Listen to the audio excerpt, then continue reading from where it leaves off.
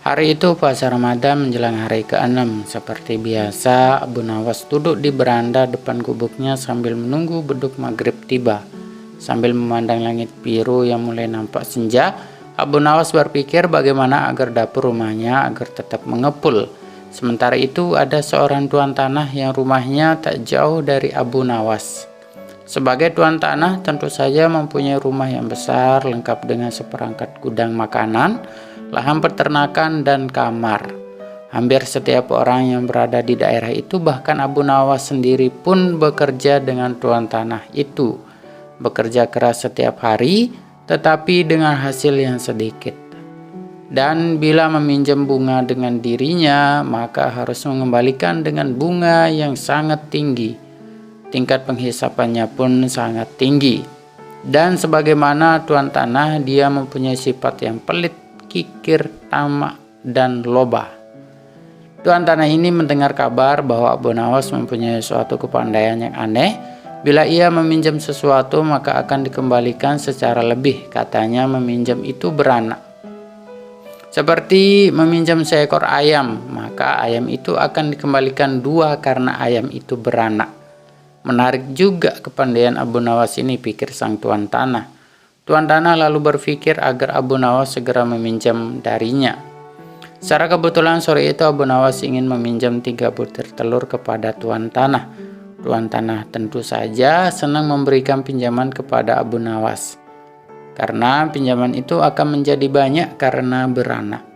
Malahan tuan tanah itu menanyakan kepada Abu Nawas apakah ingin meminjam yang lain. Abu Nawas pun menjawab tidak perlu. Dia hanya butuh 3 butir telur saja. Tuan tanah itu bertanya lagi dengan Abu Nawas kapan telur itu akan beranak. Abu Nawas menjawab itu tergantung dengan keadaan. 5 hari kemudian Abu Nawas kembali ke rumah tuan tanah itu, mengembalikan telur menjadi 5 butir. Melihat 5 butir telur, betapa senangnya tuan tanah itu.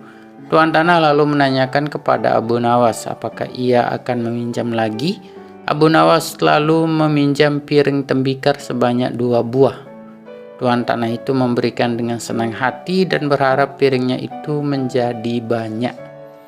5 hari kemudian Abu Nawas datang membawa 3 piring tembikar. Walaupun tidak sesuai dengan yang diharapkan, tetapi hatinya cukup gembira karena 2 piring dulu hanya melahirkan 1 anak saja.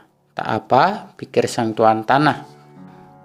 Abu Nawas dan tuan tanah itu sama-sama senang.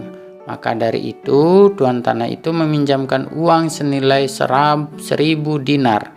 Jumlah yang sangat besar, gaji buat seluruh karyawan dan pekerja selama 1 bulan. Tuan tanah ini berangan-angan bahwa uang yang dipinjam Abu Nawas nanti akan diapakan karena akan banyak beranak. Tuan tanah itu menanti dengan tidak sabar.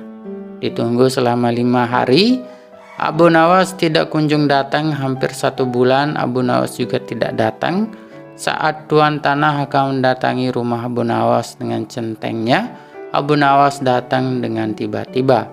Mulanya tuan tanah gembira, tapi sesudah Abu Nawas menjelaskan persoalannya, bukan main marahnya tuan tanah itu. Sayang sekali tuan, uang yang saya pinjamkan itu bukannya beranak, malah 3 hari kemudian mati mendadak. Mendengar kata-kata itu, betapa geramnya tuan tanah. Hampir aja Abu Nawas dihajar centeng tuan tanah. Untung saja ada teman-teman Abu Nawas yang baru pulang dari bekerja. Tuan tanah itu mengadukan kepada pengadilan. Tuan tanah itu berharap Abu Nawas akan digantung atau bahkan dihukum rajam. Dan pengadilan pun digelar. Abu Nawas menjelaskan, pengadilan pun memutuskan cukup rasional. Masuk akal, kalau sesuatu bisa beranak sudah pasti bisa mati. Dan Abu Nawas telah menjalankan lakonnya dengan baik.